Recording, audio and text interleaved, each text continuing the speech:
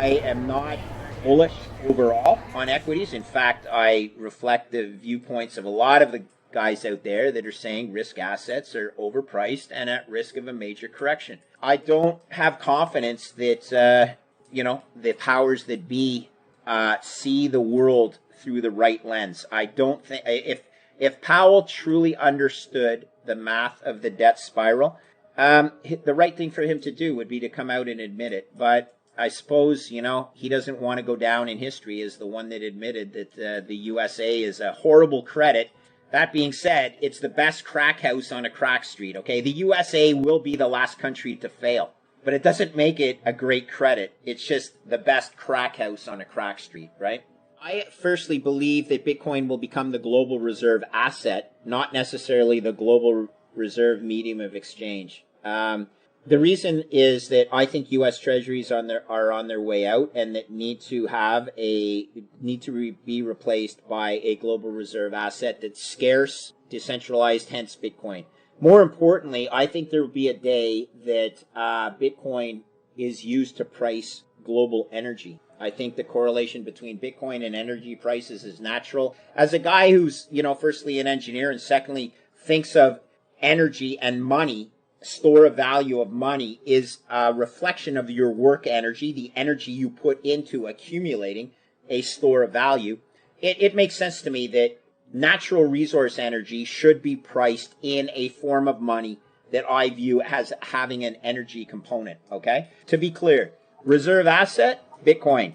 Global reserve currency, we still need fiat. We still need the ability to do international trade using, non-barter, using currency as the means of transaction. And that's what the world benefits from currency. But currency is your checking account and Bitcoin is your savings account.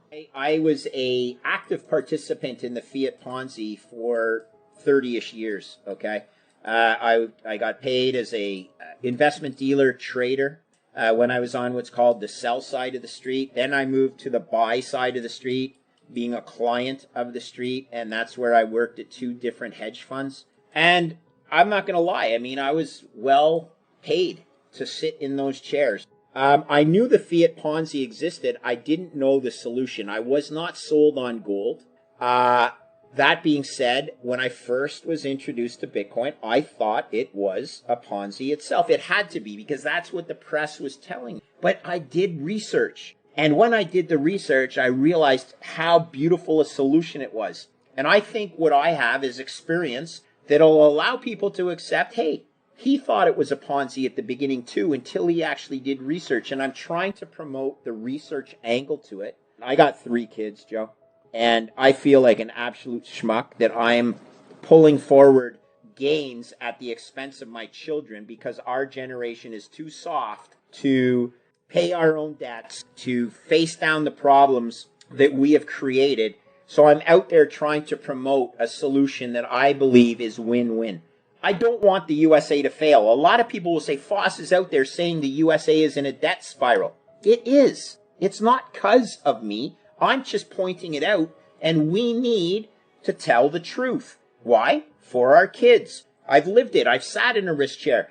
You didn't learn this in school. They don't teach you this in school, because if they did, nobody would invest in the system, because they'd realize, oh my God, the system is a Ponzi. So USA survives. I want the USA to survive because it is the last bastion of freedom. Canada, good friend of the USA, but boy, are we moving in the wrong direction on certain fronts. So I'm out there trying to promote the only solution I see to freedom. Bitcoin is freedom money, and Bitcoin is freedom. I absolutely agree with that. Now, that being said, we are a community that is up against some established, deep-pocketed, and some would call nefarious counterparts across the world. I believe in the long run, Bitcoin will win, but I also have to be cognizant of the fact that there are people who will do everything that they can to stifle the progress of Bitcoin, including probably the Prime Minister of Canada. He just recently blamed the rise in civil unrest in Canada on climate change. I mean, the narrative just becomes so, it seems like it's so scripted, but there's enough people that still get brainwashed by mainstream media. You do a network transfer. Let's say you're switching a operating system at work from iOS to, or MS-DOS to iOS, let's say. On a Sunday night, you don't just come in and turn off your MS-DOS network and hope that iOS is running bug-free the next day. You run the two networks in parallel for a while so that you're able to ensure that, there aren't any catastrophic bugs. I believe that's what's happening with Bitcoin right now, that it's a network that's being run in parallel. And that it's not formally, there's no huge central bank that's advocating that. I just think it's happening. But I think there will be a time where they realize the gig is up and that they will have to run a parallel network where you have a global reserve currency.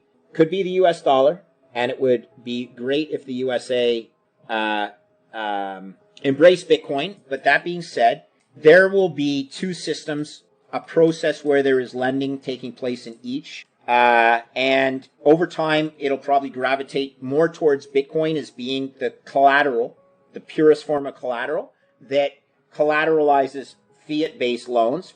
But over time, I think there will be, and this is my hope, it's an orderly transformation. And during the orderly transformation, the USA maintains its global reserve currency status, and Bitcoin moves to the reserve asset status across the world. Savings account, checking account.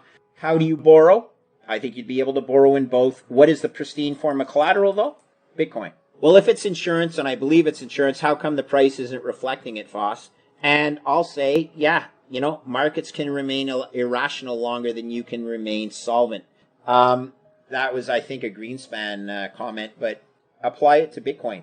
There are a lot of people that don't want Bitcoin to succeed. What if the government is shorting cash-settled Bitcoin futures to suppress the price and then printing money to cover any losses in that trade? Is that a possibility? Yeah, 100% it's a possibility. Are they doing it? I don't think they are, but it's not out of the realm of possibilities that it could happen. And so then you get the confidence of the Bitcoin community over time. We're humans, and if we don't see, and I'm not talking everybody because there's a lot of the Bitcoin community that say 1 Bitcoin equals 1 Bitcoin, but the truth is there's a lot of others that need to see financial performance of Bitcoin because they have a lot of their savings in it. Well, if they start losing confidence because the price doesn't result in number go up, right? Number go up technology is there, but number go up is open for manipulation and all these other things. I see that as a distinct bear case where people just give up hope. Now, the horrible thing is, if you give up hope in Bitcoin, and Bitcoin was your hope because we realize how screwed up the fiat Ponzi is, that becomes self-fulfilling, right? Then you get all these dejected people in society, and that feeds the doom loop. Risk happens fast, and the solution always takes a long time to filter out through the process. So there'll be ups and downs. I really wish that people would understand that Bitcoin is still only 13 years old. I don't want to fast forward 13 years in my own life because, I'm fairly old as it is. I don't want my life to fast forward, but let's give it another 13 years and see where it really is. It is my belief that it is the only solution to the fiat Ponzi, but there's plenty of fiat people that want their fiat Ponzi to continue and would be incented to try and, let's say, suppress the price of Bitcoin over time so that the followers lose their conviction. I guess that's the first time I've heard that expression, get on zero. I always thought it was a misnomer. I know what get off zero means, and that's how I like to manage risk with respect to Bitcoin. And I've made this fairly public. I firstly am not 100% exposed to Bitcoin, and shame on me, but that's never how I've managed risk. And then secondly, and most importantly, with the asymmetry of the return distribution of Bitcoin, meaning the asymmetric upside, you actually don't have to be all in order to participate in a generational wealth opportunity. And so I have never actually advocated being 100% in Bitcoin. That being said, I understand the conviction. Gold, for example, is not Bitcoin's enemy. In fact, gold and Bitcoin are so closely joined at the hip in terms of why they exist to hedge against central bank shenanigans. Everybody who understands gold understands the fiat Ponzi, and gold is only $10 trillion. I mean, we need to focus on the bond guys, okay? The credit guys, the people that are funding the fiat Ponzi. And that is a $400 trillion pool of assets that should allocate a portion of that pool to Bitcoin. Again, the world, there are no asset managers in the world that are 100% exposed to any one asset class. There are individuals that are, and that's fine. That's their prerogative. But the big money will never be 100% exposed to any asset. I've always managed risk on that basis. And I guess that's what I'm trying to say. I'm on zero in the bond allocation. But if you own zero in Bitcoin, you're taking an extreme amount of risk. And then when the boys and ladies say, get on zero, meaning get on zero cash 100% to Bitcoin, I think you're going a little too far to the tail risk side because, yeah, markets are volatile. Bitcoin isn't a risk asset. It's actually insurance. It's the opposite of a risk asset. But until that narrative catches on, yeah, you have to play it like you see it. Don't trade the book you want. Trade the book you have. And right now, Bitcoin is being traded as a risk asset. Full stop. If you want to call out an asset, my choice is calling out bonds. Bonds are what funds the fiat Ponzi. So, maybe we'll take that expression, get on zero bonds. For anybody looking to diversify risk, you take it out of your bond portfolio, you put it in to Bitcoin and other hard assets. There are a lot of influential guys that say it's Bitcoin or nothing. And, well, I like their conviction, but the world risk is just not managed that way. It is just not, and it never will be managed that way at any large money. Small ebook, big impact, the wealth tree. The only 4 ways that will make you financially free forever. Download it here for free.